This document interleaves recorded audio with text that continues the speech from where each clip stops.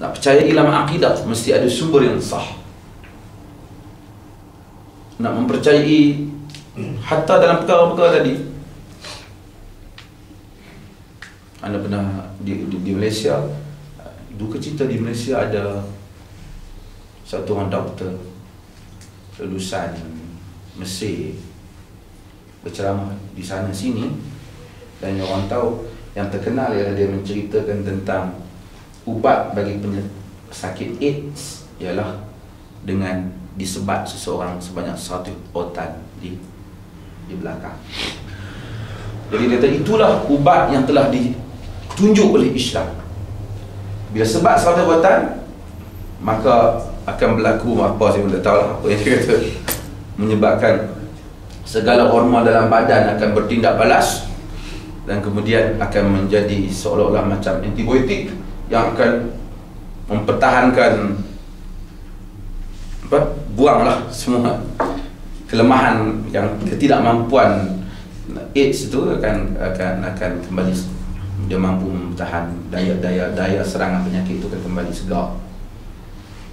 Dan perkara itu ditulis, dia diceramah merata, dia keluarkan buku, dan salah seorang ahli politik, parti politik yang tidak kerajaan.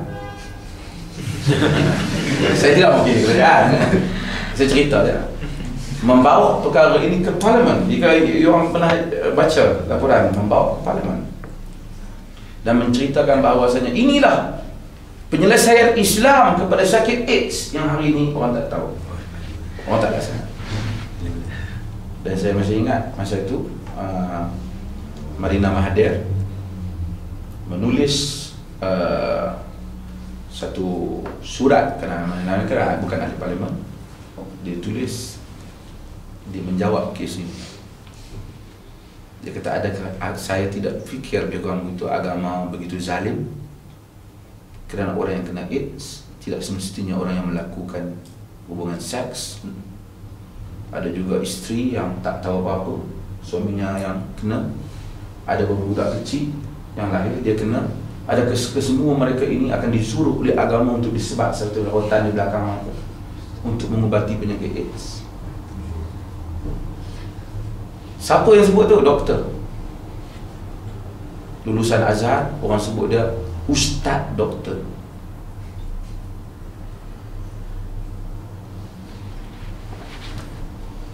Sebab pertama sudahlah tidak benar di segi, saya tak tahu mana negeri yang telah buat kajian ni. Kalau ada negeri yang sebat 100 rotan di Arab Saudi, ada ke dia buat kajian ni? Tetapi yang pentingnya, perkara-perkara yang seperti itu, yalah, itu bukan soal nas Quran Sunnah. Itu mungkin kalau benar boleh jadi benar kalau ada kajian. Tapi bila nak bercakap di atas nama Islam, kena pastikan perkara itu betul.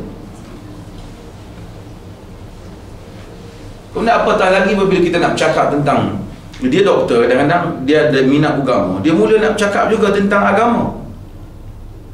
Kemudian dia buat keluar hadis-hadis yang dia tidak tanya ahli-ahli hadis. Hadis itu betul ke? Kalau nak tengok dalam sejarah hadis tentang perubatan, ada hadis Al-Bazinjan, syifa' min kulli da', terung ubat segala penyakit. Hadis palsu. Jadi ada main terung ubat segala penyakit. Hadis ini telah direka oleh Tokit Terung. Ya. Kenal lah dalam ulama-ulama hadis menyebut Tokit Terung, dia tengok terung dia tak laku, kemudian dia pun buat ada itu, pakai ramai orang nak beli Al-Bazinjan, syifa' min kulli da'. Bazinjan, terung ubat segala jenis penyakit. Qala Rasulullah.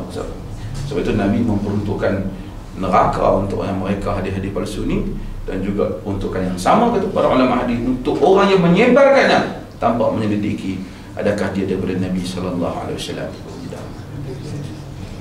Ini kena jagalah bila balik ni, jangan bila orang dengar ceramah tentang kedokteran, ada ustaz ceramah kat surau. Kadang-kadang ustaz, walaupun kita hormat dia, kadang-kadang dia ceramah, dia ambil je buku tepi jalan yang mana you orang pun boleh baca juga. Buku Inggeris ke, buku Melayu mana apa, dia ambil yang entah siapa penulis dia ambil, dia baca. Orang Melayu dalam sejarahnya ada buku Tajul Muluk.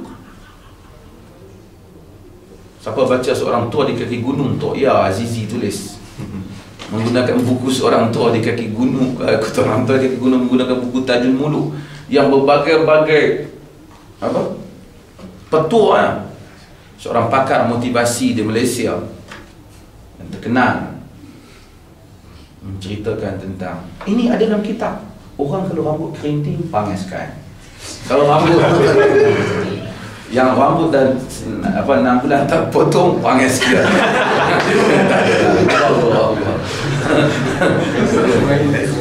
Kalau kulit gelap, kalau mata macam ni pula. Alhamdulillah. Ini ada dalam kitab, ada dalam kitab. Dia kata, makcik tu tahu, orang nanya, macam mana anakku lahir dah rambut macam ni. Ya. Kawan baliklah, betul kan rambut ni? Astaghfirullah.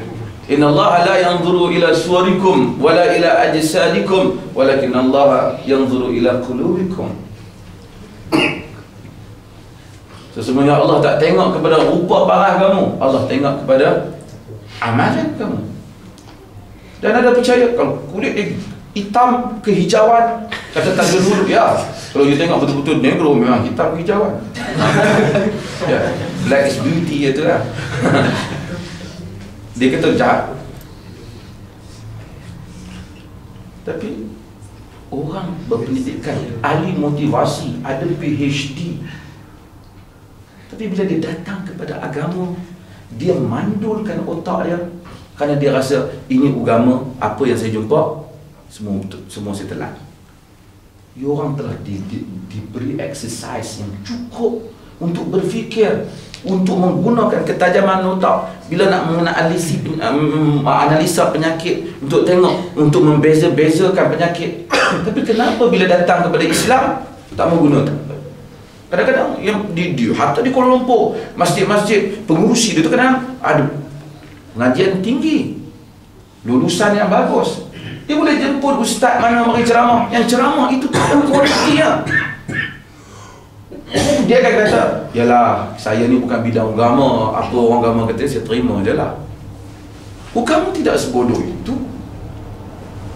Manusia boleh berfikir. Sekurang-kurangnya kita boleh bertanya, daripada mana benda ni datang? Adakah hadis Nabi sebut? Dan janganlah pula dia kata kita, barang siapa yang banyak bertanya maka lemahlah iman. Kita kata tak. Kita kata barang siapa yang banyak bertanya itu dengan pertanyaan, dengan tujuannya untuk mengetahui yang benar, itu yang disuruh oleh Al-Quran dan Sunnah. Yas'alunaka 'anil anfal, yas'alunaka 'anil mahid. Mereka bertanya engkau tentang harta rampasan perang. Mereka bertanya engkau tentang perempuan yang haid, perempuan. Mereka semua yas'alunaka. Quran semua tanya. Fas'alu ahla dzikr in kuntum la ta'lamun. Tanya orang berkata jika kamu tak tahu. Ini penting untuk orang yang terlibat dalam pendidikan macam ya.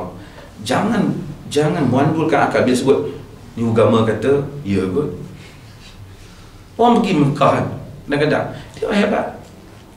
Arab boleh tipu dia. Jual kurma orang. Saya pergi dan tengok orang yang hebat-hebat di Malaysia, kalau detail dia, dalam kerja-kerja dia dianggap profesional. Jadi dia kata, ni beli kurma Nabi. Ada kata kurma Nabi. Berapa? 140. Arab Mekah boleh cakap ni. 140 kurma Nabi. Dia pun beli. Apa mahal tak usah kurma Nabi.